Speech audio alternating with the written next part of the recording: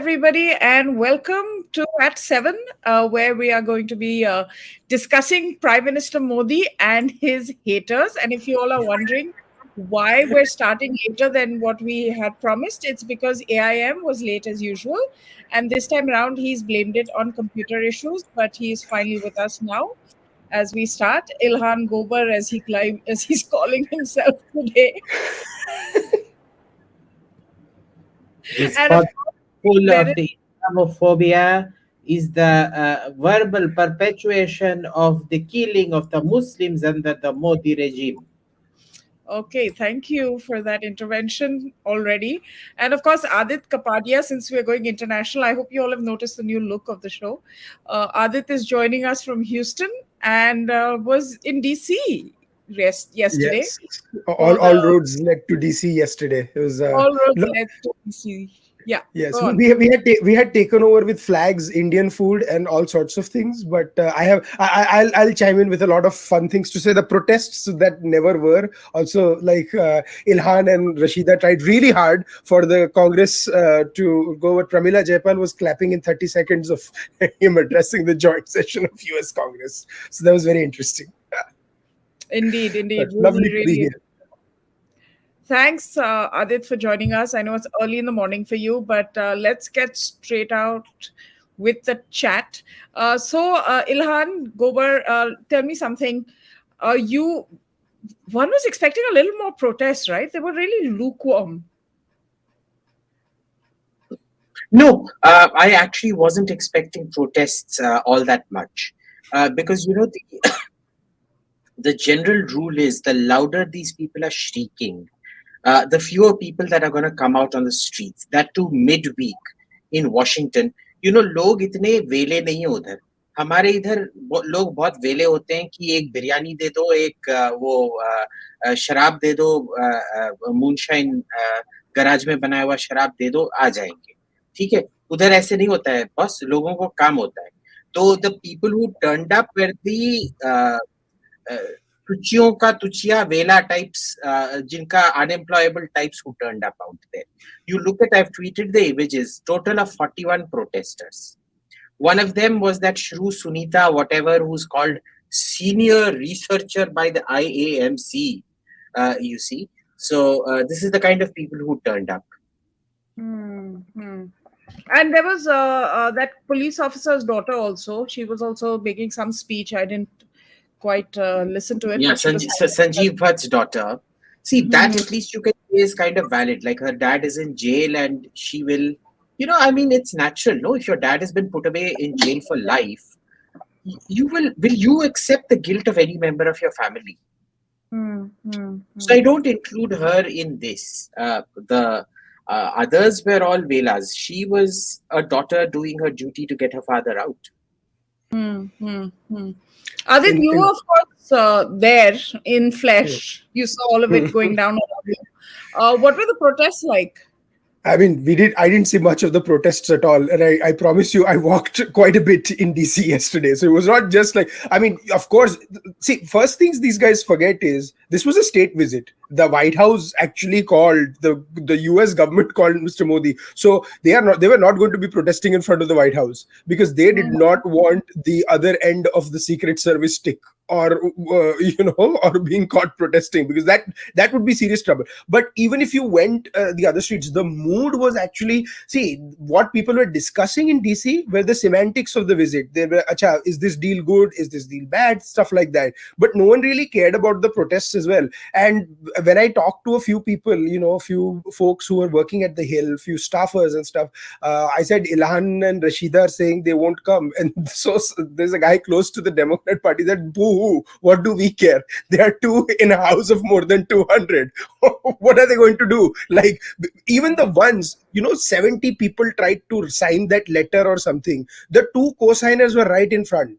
I mean, if Miss Jaipal felt so strongly, she should not have attended the state dinner or started clapping up, in the Congress when Mr. Modi was addressed. So all this is, they are playing not to the gallery. Even I don't even think Ilhan and Rashida have a lot of Indian Americans as their voters. They are playing to the gallery of the people who donate to their cause, or a few social organizations who support them in DC and so forth. And that is why these protests were doing. I don't think they even care, because they'll get elected regardless of whatever they do in their district. But this is to, try and pander to that gallery. AIM, you were quite precinct on our last show when you mentioned Obama, and you spoke about, this sort of resentment, the seething resentment that he has for Modi. And sure enough, like clockwork, Modi's pretty much, the red carpet's being rolled out for him in the White House. And at the same time, Christiane Amanpour drops this interview with Obama where he is feigning, I guess, concern about democracy in India, etc., etc.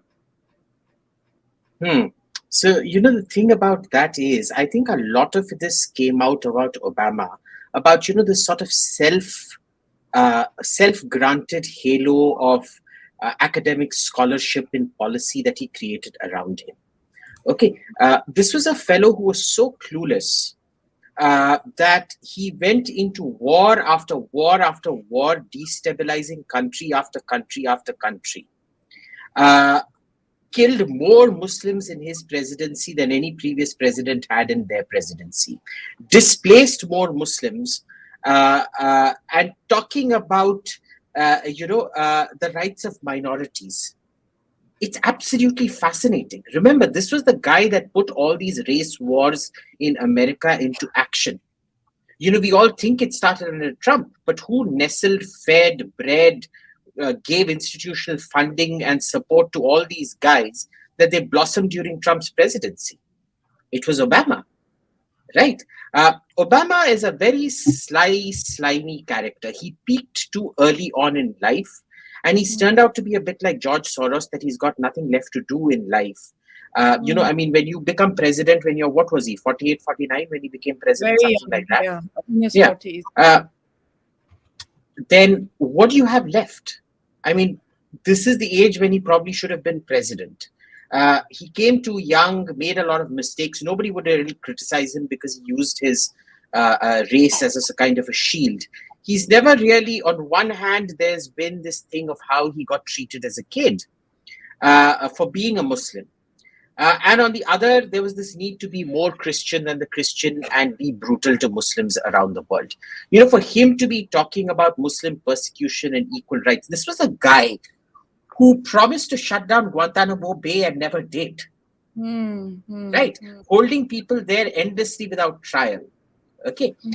So this is a guy who is deeply conflicted, who's been an extraordinarily bad president, with great delusions of his own self-worth, because he created an ecosystem around him that told him he was the greatest thing that happened. And remember, he got the Nobel Prize even before he got elected, I think, or within a week of getting elected.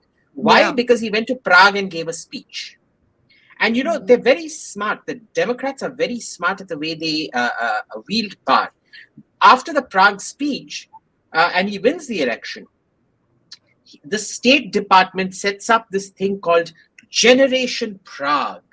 And it's meant to be all these young people enthused by Obama who are after nuclear disarmament. And, we're coming together and doing all this do-goody stuff for the world and blah, blah, blah, blah, blah. They're fantastic at manipulating people. They genuinely are. And Obama is a past master of all of this. So if you remember, I was going off on a really nasty rant about him the last time we spoke with Suhail and Pallavi and all those people. Right. Because I've known this fellow to be a scumbag from day one. Okay. I was never in thrall of him. Of course, his opponent, who was the guy, the Arizona Senator, Adit? John McCain and Mitt Romney. And then Mitt Romney. John McCain turned out to be a real dick later on. I thought he would be good, but I don't know, bitterness of no, but I think also because of the Bush carry forward effect when Obama was fighting McCain, the last years of George W. Bush and the recession didn't help with the election as well. They didn't help. Exactly, they didn't help. This was somebody, but I don't think he was trying to undermine Biden. I think this was part of a very carefully calculated strategy. I'll tell you why. On one hand, the Muslims are the crack troops of the Democratic Party. Okay, they will come out and vote, they will go disrupt, they will do what is required. Because they are some of the lowest income segments of American society. They are some of the most high violence prone segments of American society. They will come out like any good regressive vote bank and vote for you. Okay, and they're very powerful in several constituencies. The problem with Hindus is we largely live in urban constituencies where our numbers, in spite of having big numbers, they don't matter because these are numbers that vote overwhelmingly Democrat. So Indians turning won't change a thing. Okay. At the same time, 2024 is going to be a very important election for America, for Biden especially. So he went out of his way to, lubricate Modi because he wanted Modi, because remember the last time Modi went and campaigned for Trump got the highest Indian votes that any Republican candidate has ever gotten. You don't know how 2024 would play out. He needs that. So on the one hand, he has his Democrat Party. Remember, all these senators and Congress people who signed that letter, 70 of them were Democrats. Not one single Republican signed that letter. Okay, so he gets other people to take his dog out for a shit, and he offers you roses, and it's this, twiddledee twiddledum, as Manish Tiwari said today, act that they've put on. Yeah, so Adit seems to think differently, and Adit, I want you to weigh in on this because you seem to feel that this was Obama trying to show Biden his place. So I think, yeah. So initially my reaction was as well that Obama was trying to basically, they were trying to stick up the two roads approach, which has been very consistent with the Democratic Party, and parts of the Democratic Party will behave like that as well, because some will try and appeal to the far left base and stuff and try and do. But I honestly think that Biden has been more assertive in the last like about a year at least on this, and especially in the last few days I've seen him to be more bullish. But let's not forget, this is not a completely Biden White House. A lot of the president is only powerful in some aspects. There are still 4,000 people that run the government, and a lot of them owe their place to Obama, to the Clintons, and so forth. And because of their closeness to Obama, there is some sort of murmurs within the White House as well, of what direction they're going to take in 2024. One thing is for sure, what Abhijit said, it's very interesting, is that Biden realizes that what the Indian American vote may not be that important in a presidential election, because each state votes as its own. Where it is important is in certain congressional districts.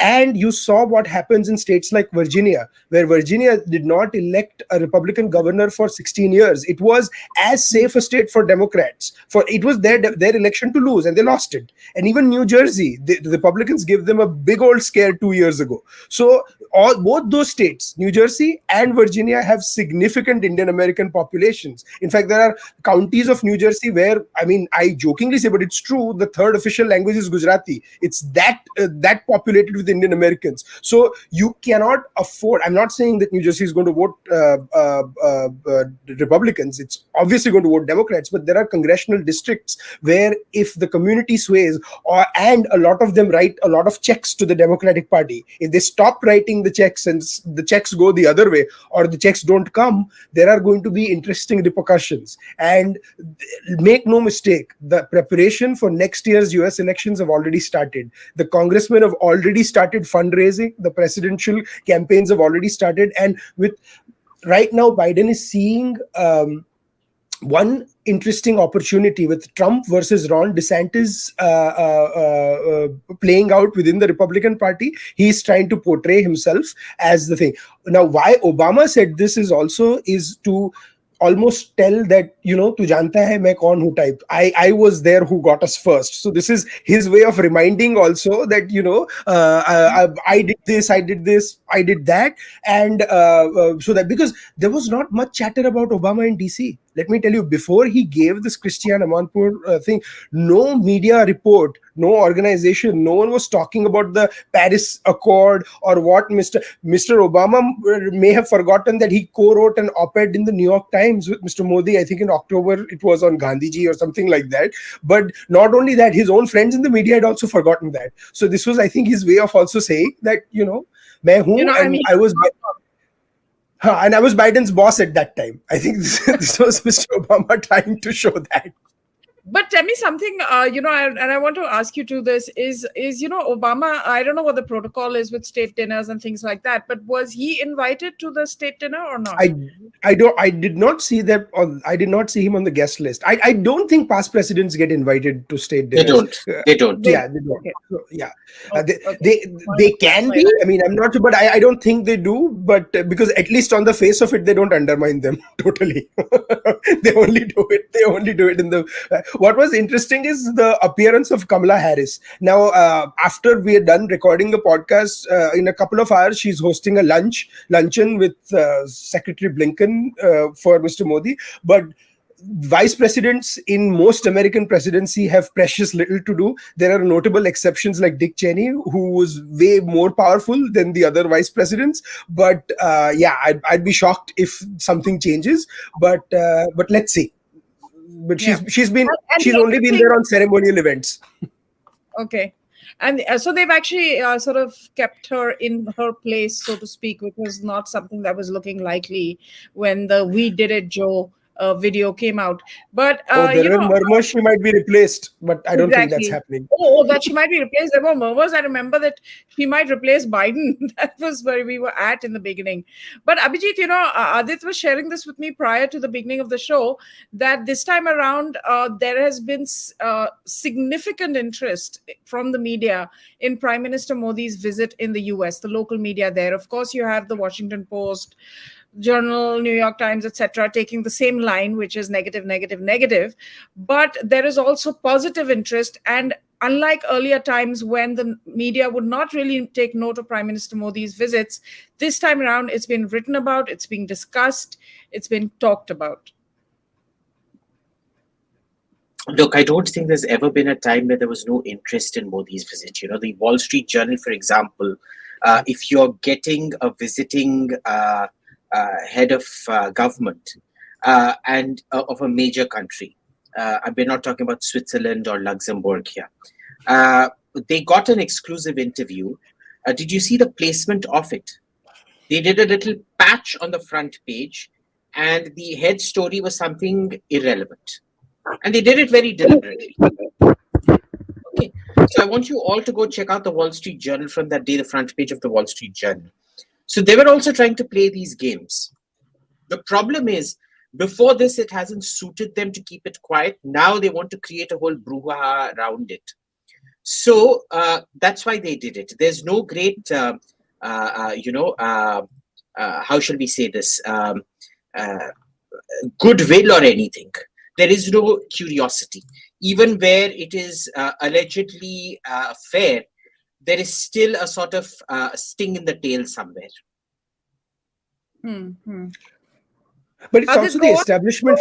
No, because it's also, I think, to it, like, what's interesting is it's a little better than no coverage at all, because earlier it was like no coverage at all. But I think what is happening this time is also two parts of the Democratic Party at fights with each other. So there is parts of the Democratic Party who want to pursue a very aggressive, positive relationship with India, no matter who's in power, right? Like Modi's in power, we're going to do business with him, right? And Modi is the most popular leader in India right now. But there is also parts of the Democratic Party who always feel that we want to talk about India and Modi, we have to do it with 7 asterisk marks. So, asterisk marks. And what would be those asterisk marks? They spend their time debating what those 7 marks or what the order of those 7 marks is going to be. So I think the media coverage is suffering or being there because of that. But like NPR, folks like NPR, even BBC News US, CNN,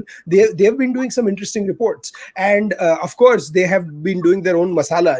I always joke, everybody's showing dal and rice, but what tadka goes on top of it, that depends on the ideological moorings of of the media organization that's doing. But now they're at least showing the dal and rice. Pehle, when we did the Howdy Modi and stuff like that, they were just pretending that it doesn't even exist, in spite of them, all of them having reporters and their OB vans right here. And I know this very closely. They were here, like, days in advance, and they were doing shooting segments and stuff, but clearly there were editorial calls made to not show certain things on air. Yeah. So that is changing slowly.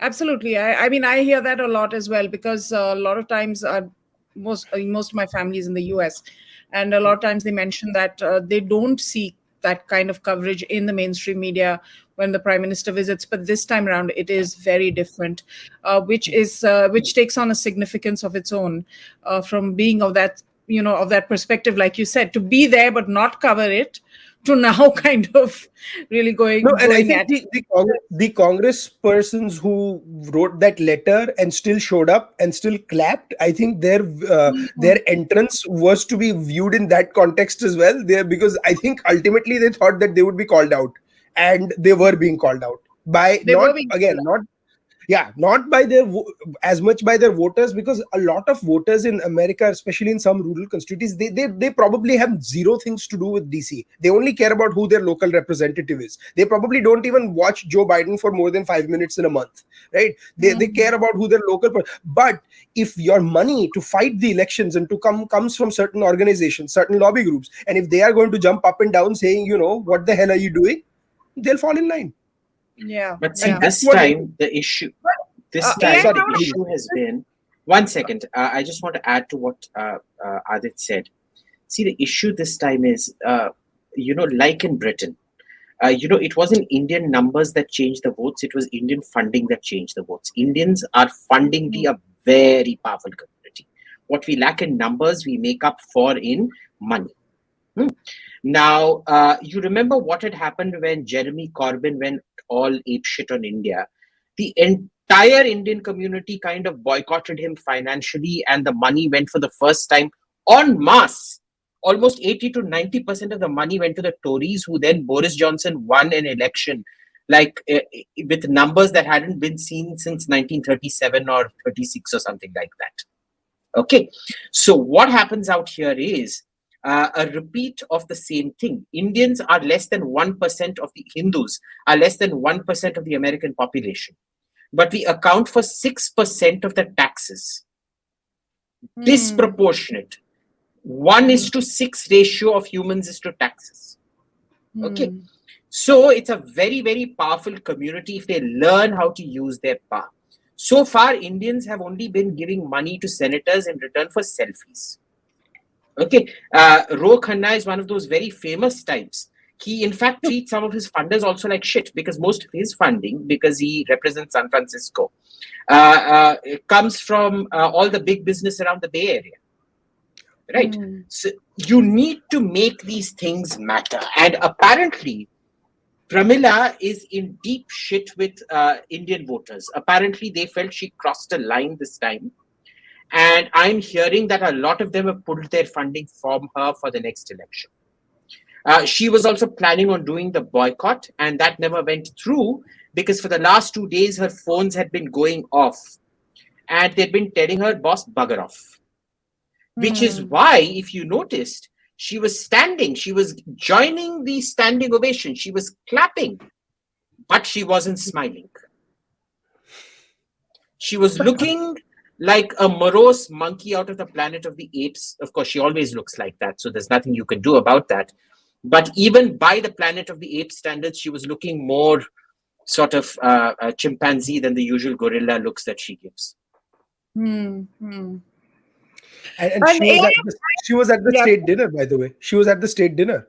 Like, if my only thing is, if your boycott is so critical, so crucial, RSVP no to the state dinner, because these invites went out 3 weeks ago. So my point is, she must have. You cannot okay, I was at the White House for the celebrations, not even the state dinner. We had to RSVP at least a week to 10 days in advance. Your security gets cleared, and that's when you get the thing. I'm saying this because I'm aware of the process. So Pramila knew 10 days ago that she was going to the state dinner. So if she was making such a hue and cry about Modi's visit to US, say no to the state dinner, na? And say, tweet out, "Wahan to na bolna nahi, wahan you want to be seen with all the businessmen, all the important She, people." Right? she Why was don't you put out planning a on doing statement? just that. She was planning on doing just that because then it could have acted as a big statement to make, you see. And then she wasn't expecting the reaction. I don't know what it triggered this time. That No, a lot of us Seattle funders turned on her.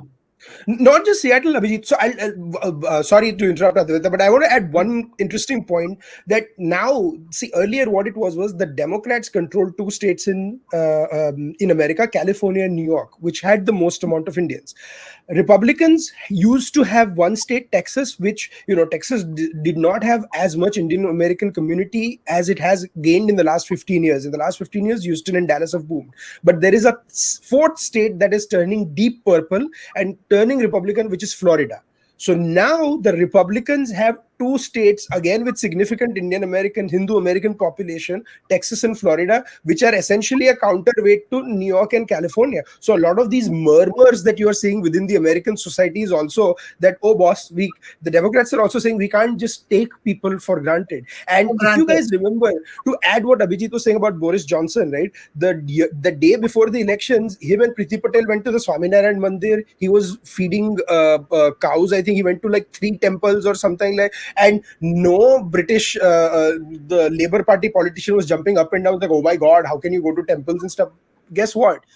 That's where the money came from. It came from a lot of the Hindu British. So if that happens in US, you can swing it. Of course, the scale has to be much larger because the election, but it will happen. It will happen at local states, local sort of. I think I want to ask you this, and also AIM, was Ro Khanna there at the state dinner? Probably was. He's the kind of slimy social climber who will want to be there with everything. I mean, he was the co-signer for inviting Modi to speak at the Congress. Yeah, he was. Yeah, so okay. Rohan, and then he said we must hear from all points of view, and something. He gave this bizarre statement because he also wanted to pander to the far left folks in California. And I'm like, okay, technically, if you felt so strongly, you can hear anyone in a media conference. The fact that you invited the Prime Minister of India to address the Congress again, second time in like the last 8 years, clearly something. But so he plays both sides. What is actually emerging, AIM, is that there is a drift, there is a shift that is happening towards Modi. They're trying to do it, these, especially the vociferous ones, are trying to do it with as much subtlety as is possible in public life. But it's evident to everybody. I mean, wasn't Pramila also requesting a meeting with Jaishankar and then was denied that meeting or something to that effect? No, that was last year. That was last year. That was last year when he had to go to the Hill. And he's like, boss, if this woman is coming, I'm not coming to the Hill. Screw you. And it was a much needed snub. It was a snub that still rankled with her. Her writing that letter had a lot to do to get back with petty revenge kind of thing. And she then goes and gets snubbed again because all her funders are now riled up. Well, a lot of her funders, at least Hindu funders, are riled up. She's been, there are a lot of these people, with Rashida Tlaib and Ilhan Omar. They are genuine fanatic jihadist believers. If you go Google Rashida Tlaib's grandmother, her beloved Siti, who Israel did not let her meet, justifiably and rightly so. This is why we love Netanyahu. The woman was an absolute vicious, toxic shrew who's died, rotted, and gone to hell, and is sitting and serving as the right-hand handmaiden of the devil right now. This was a woman who came on TV and said she cursed all Jews and their children and their women. Wow. And mind you, this woman gets away with adoring this kind of a filthy, rotten grandmother. Okay, so apple doesn't fall from the tree. If you're a hate-filled rotter, your children are going to be hate-filled rotters, and your grandchildren are going to be hate-filled rotters. So that's what happened with Rashida Tlaib. Ilhan Omar, it's poor thing. We don't know what's passed by her. She's in a consanguineous relationship, or was in a consanguineous relationship with her own brother. So, I mean, there's no way of judging the horrors of war that she went through, because she left a war-torn Somalia. She's deeply traumatized. And when you're deeply traumatized like that, you find refuge in whatever you can, which she did, I guess. And in this particular case, it's just very curious. The particular hypocrisy of all of this is the tamasha playing out with Biden. Okay, we now have telephone records of his son Hunter Biden demanding bribes, saying that Biden was sitting next to me from the Chinese, from the Ukrainians. We have photos of Hunter Biden molesting underage girls, cavorting with underage prostitutes. We know for a fact that they are underage. Okay, we know for a fact that there has been tax evasion and God knows what kind of corrupt dealing. We know for a fact that this whole thing has happened with Trump, where they followed Lavrenti Beria's thing: "You show me the man, I'll show you the law." They've constituted committees specifically to find wrongdoing on part of Trump and go after him. We have seen their intelligence apparatus, their media, and their deep state collude to create a Russiagate hoax that hobbled a president for the entire 4 years and completely disproven with absolutely no consequences.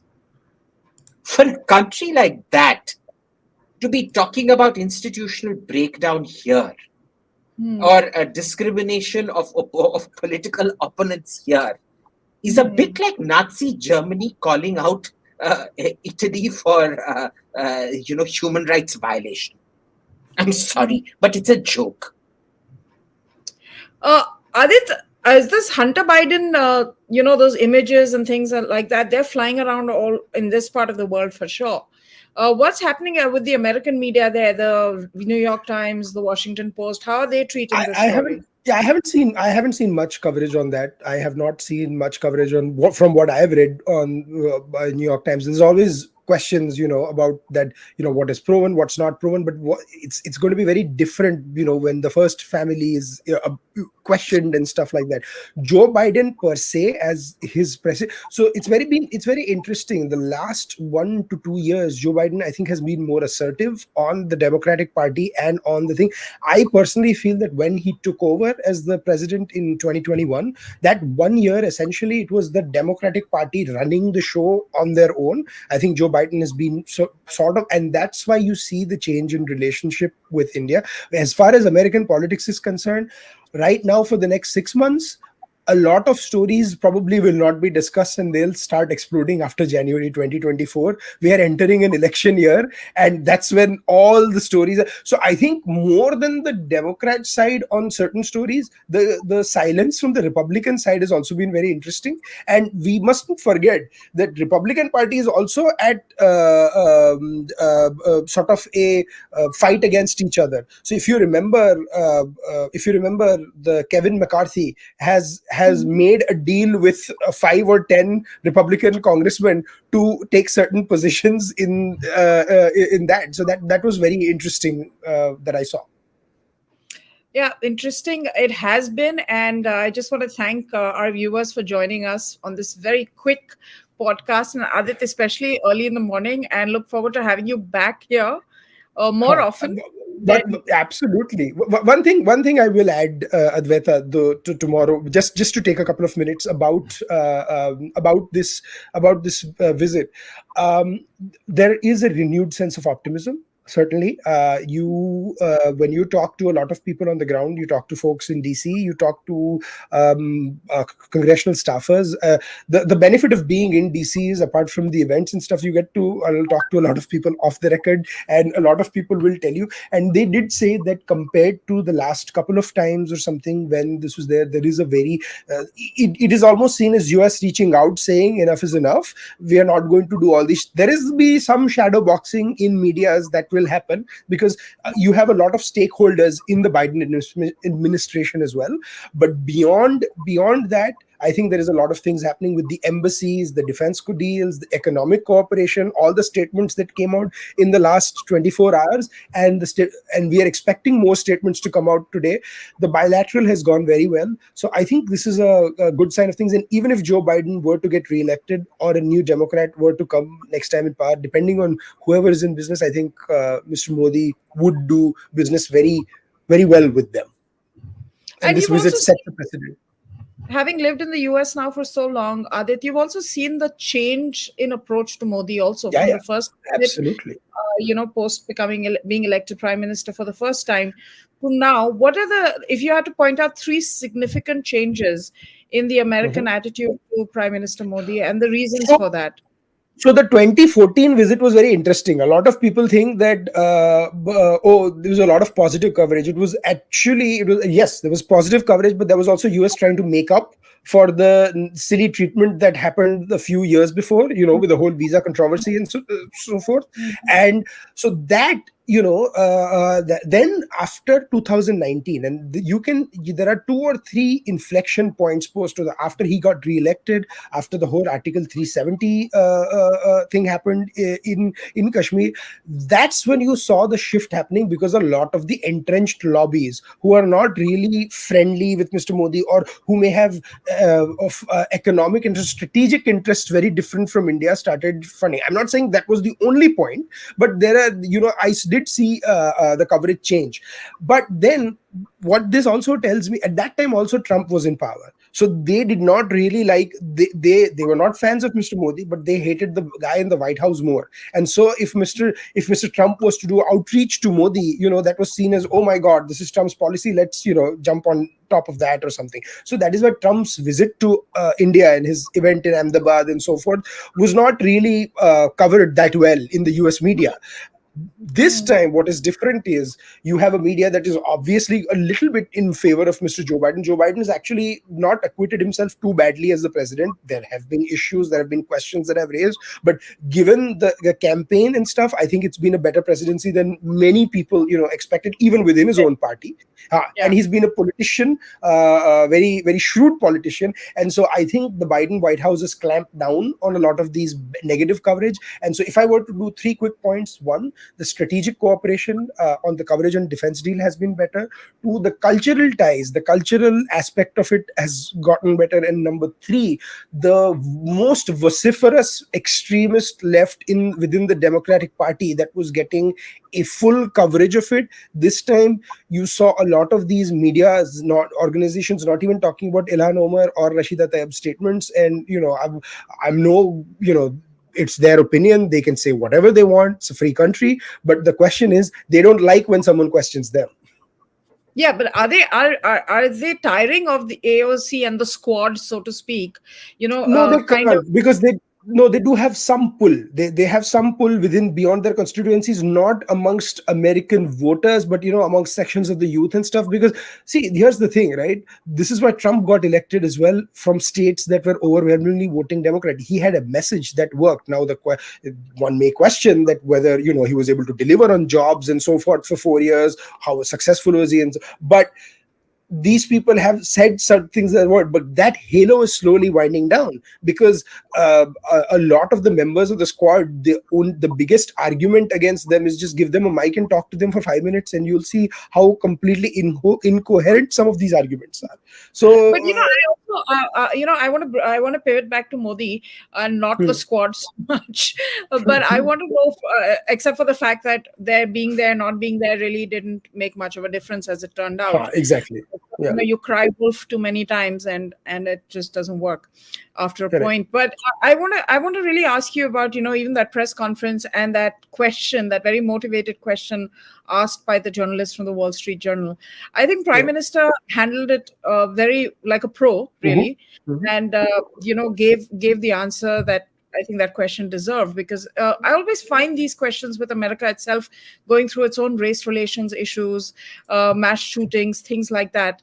Uh, I find it almost condescending that you would kind of attack somebody based on this kind of understanding of our democracy, and have the platform to do it.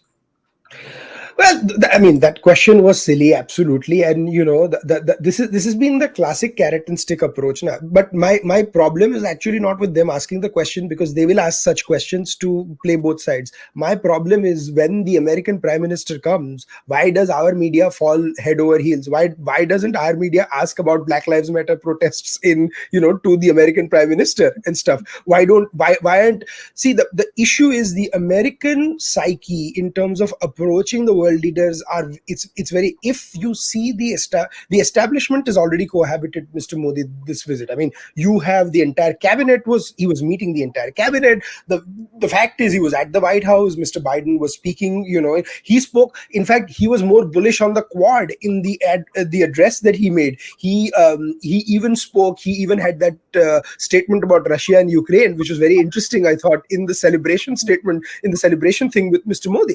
So there has clearly an understanding being worked out. The reason why they ask this question is a lot of times these questions come from the editorial team, the senior editorial team, who have ideological moorings and who have tie-ups with these think tanks and stuff. And that was the motive. I think Mr. Modi handled that question very well. I think he handled it very well, and also, I mean, the times in which he got the claps and the standing ovations, which were multiple Yeah. in this address to the Joint Congress, was even what he said about Ukraine and the Ukraine war, and I think that is Yes. sort of And trust me, if you talk to a lot of US folks, diplomats who are involved in foreign policy, and I'm not even saying diplomats, foreign policy analysts, they'll say grudgingly off the record, they'll admit that, yes, I mean, we have to take the stand we take against Ukraine, but India had to take certain stands and they had to do some balancing. Also, right before Mr. Modi came, there was a piece, I think, in Nikkei, I forget where, on where, which said that how Modi's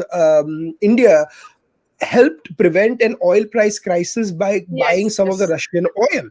And there was an Basically, op-ed. they did the dirty work. India did the dirty Yeah, work because exactly. Europeans And, couldn't and do it. and in my opinion, that was the American red carpet welcome to Mr. Modi. That is forgiven. Please come and let's talk about the energy transfer and other things. So I view this. There had to be a couple of monkey balancing questions, but part of me, as an Indian who lives in United States, when the American president comes, I would like our media to go and ask such questions as well. That ask the tough questions. I don't Well, think it's a. I our don't media, think. Adit, our media was chasing after Bilawal Bhutto in Goa. So I was it was embarrassing. And I wish they had done that, but that's just the way these things work here. But Exactly. Adit, I think all in all, it's been quite a good visit of the Yeah. Prime Minister. And the best thing I think about that speech also is that what Modi says in India, Modi says in the US. He's not singing a different tune. So Yeah. when he's talking about terror, when he's talking about territorial integrity, and he gets the standing ovation for speaking like that, is because Modi is being Modi, whether he's Yeah. in New Delhi or in New York or in Washington, D.C. And that, I think, takes a certain level of confidence as well as maturity now as a world leader, seeing that he is one of the oldest elected, if not the oldest, in terms of years in office in the world. Yeah, it's also confidence with and the dynamic with the American Congress. See, this is then his, I think, his eighth or ninth visit to US since he became the prime minister the first time in 2014. And every time you come, you're interacting with new Congress folks, you're interacting with new senators, and that creates sort of, that gives you that sort of freedom to act a certain way, to say a certain way. So I saw that poise, that confidence coming back. I think the U.S. president should have picked up I just hope they'd fed him a better menu for the state dinner. But that's just me being quibbling. I think I was laughing with someone on my timeline that Mr. Modi, being the Gujarati is, probably still went back to his hotel and had a thepla or two after that dinner was served. But jokes apart, the jokes apart, I think there was confidence, there was poise, there was a sort of a reluctant grudging of those that are not fans of Mr. Modi, saying that, boss, we have to do business with India. We have to do business with the most popular leader in India. So what are we going to do? And I think that happy middle has been reached.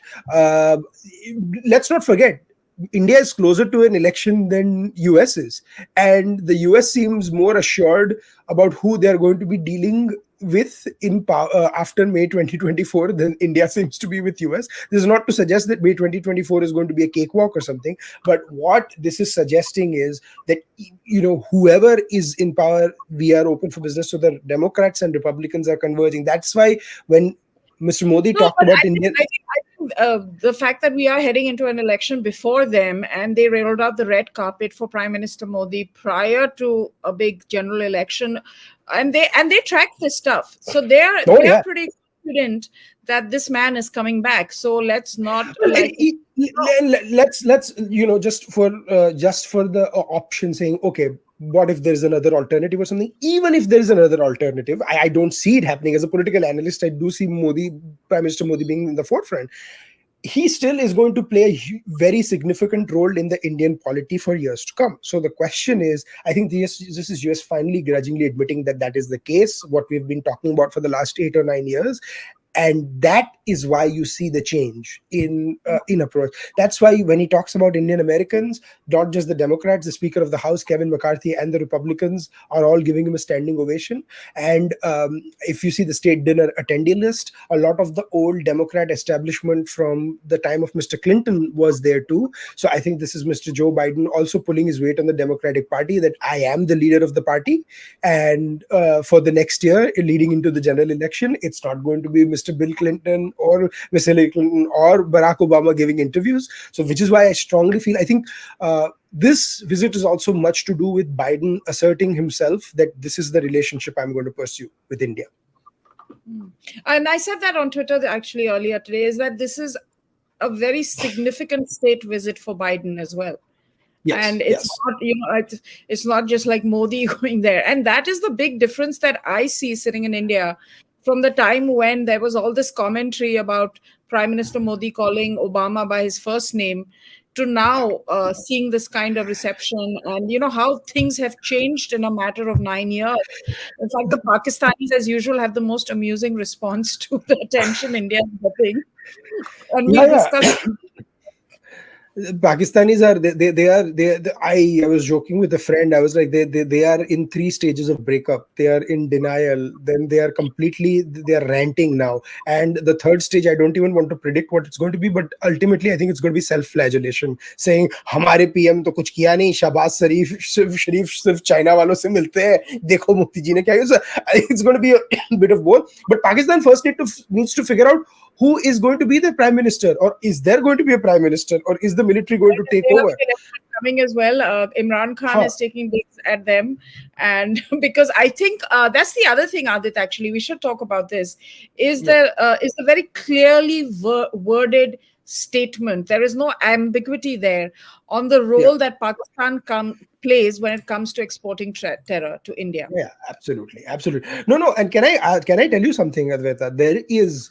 The only discussion about Pakistan is in the Indian media. There is no doubt about it that when it comes to the American media, the Pakistan is not even an issue. It's not even being discussed. It is India and Pakistan have been completely and totally dehyphenated. So the statement, absolutely, it was unambiguous. It was very well said, and they did not mince any words talking about Pakistan. But I think the dehyphenation has happened. So there is not even a statement or an acknowledgement, and what Pakistan is being up and down about, they were happily or hoping to make Article 370 an issue that the Americans still talk about it. But guess what? No one's talking about it. No one's talking It's about it. And I think it's in the the Prime past. Minister Khatam. also did a very good job of communicating the complexity of Indian democracy to an American Yeah, audience, which can be notoriously ignorant. And I say this with affection when it yeah, comes to other countries.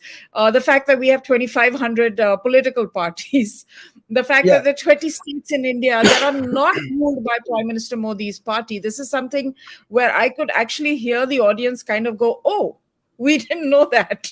We Yeah, thought he was yeah, ruling all of India. So I think the private and the fact that our railways transport all of Australia in a single day. So I think the yeah. speech was great because it simplified the complexity of Mhm. running a democracy like India and communicated to this audience. And I think that was very, very important with his speech as well, because they Yeah, have to even absolutely. understand where we're coming from.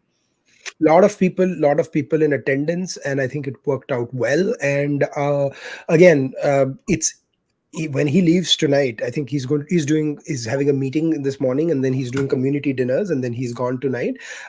Whatever happens after, the fact is that the grounds have already been laid, and more has been done this time than in many of the other 8 visits that I can think of. Not just even simple things like, talking about dealing about H1 visas, talking about embassies, all sorts of things. So that really, has helped up quite a bit. And the whole thing that he says, he spoke about the Boeing deal, the number of Mm, jobs that it's creating in the United States, and he linked it mm, very beautifully to India. He said more Indians fly, and mm. because more Indians are flying today, there are more jobs in America. I think that was a great interconnectedness that he picked up in terms of the progress that is happening in India and how it's impacting the US all those oceans away.